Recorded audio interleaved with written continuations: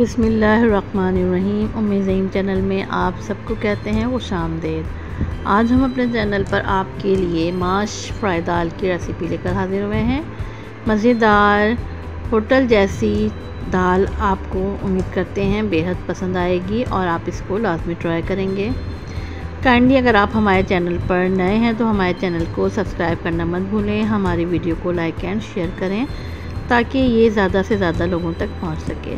चलें आइए हम रेसिपी की जानिब चलते हैं। यहाँ पर हमने एक पैन में लिया है तकरीबन 4 टेबल स्पून के करीब ऑयल और हम इसमें शामिल करेंगे एक दरमियाने साइज़ की प्याज जो कि हमने काट ली है और इसको हम करेंगे फ्राई।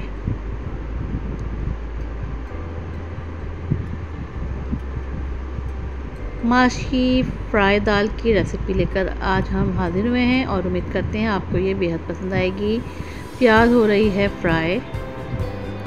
हमने जो है तकरीबन 1.5 कप के करीब माश की दाल ली है और इसको हमने चुनने के बाद साफ़ करने के बाद जो है हमने उसको वॉश कर लिया है और उसको भिगो कर रख दिया है।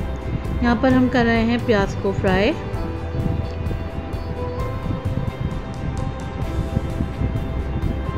प्याज तकरीबन हमारी फ्राई हो गई है। अब हम इसमें शामिल करेंगे 1.5 टेबल स्पून के करीब लहसुन अदरक का पेस्ट।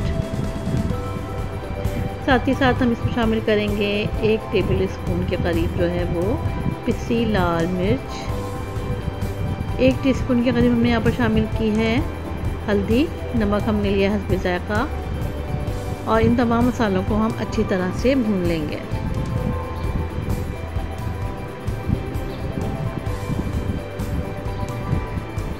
हमारी रेसिपीज़ को देखने के लिए आप हमारे चैनल को जो है वो विज़िट कर सकते हैं।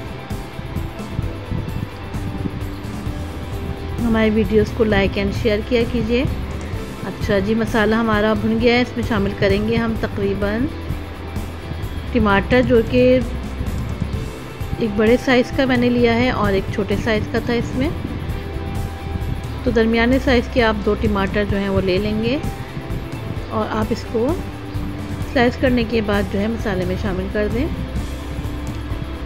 इसकी हम करेंगे भुनाई करने के बाद अब हम इसमें शामिल करेंगे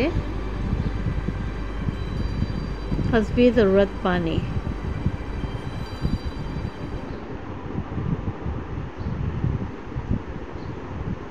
दाल माश फ्राई की रेसिपी लेकर आज हम हाजिर हुए हैं और उम्मीद करते हैं आपको ये बेहद पसंद आएगी।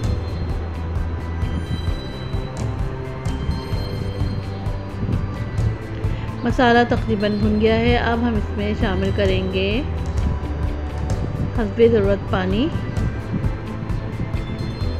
और अब साथ ही साथ हम इसमें जो है वो शामिल कर लेंगे दाल जो हमने सोक करने को रखी थी।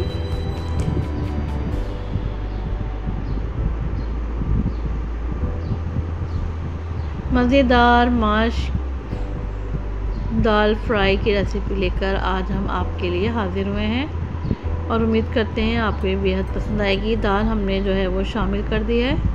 अब हम इन तमाम चीज़ों को अच्छी तरह मिक्स करने के बाद इसको कवर कर देंगे। उबाल आने तक हम इसको तेज़ आंच पे पकाएंगे और फिर इसके बाद हम इसको आहिस्ता आंच पर रखकर पकने के लिए रख देंगे और साथ ही साथ हम बीच में जो है इसको चेक करते रहेंगे कि दाल हमारी तैयार हुई कि नहीं हुई।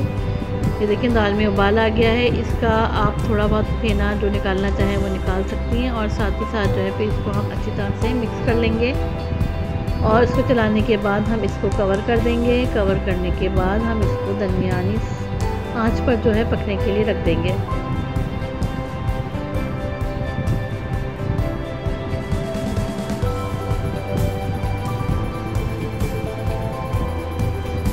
हमने इसको कवर कर दिया है। अब हम इसको तकरीबन 10 मिनट बाद चेक करेंगे तो हमारी पानी जो है दाल का खुश्क हो गया है और अब हम इसको अच्छी तरह से मिक्स कर लेंगे। दाल हमारी अच्छी तरह से गल गई है। अब हम इसमें अदरक के लच्छे काट के डालेंगे साथ ही साथ आप अगर चाहें तो इसमें हरी मिर्च भी कटी हुई डाल सकते हैं, साथ ही साथ शामिल कर सकते हैं। मैंने यहाँ पर यूज़ नहीं की है। और देखिए दाल थोड़ी खुश्क है, इसलिए हमने इसको थोड़ा सा पानी डालकर इसको एक ग्रेवी का लुक देना है। और देखिए पानी शामिल कर लिया है। अब पानी जब हमारा पक जाएगा तो तकरीबन हमारी दाल जो है तैयार है बघार लगाने के लिए।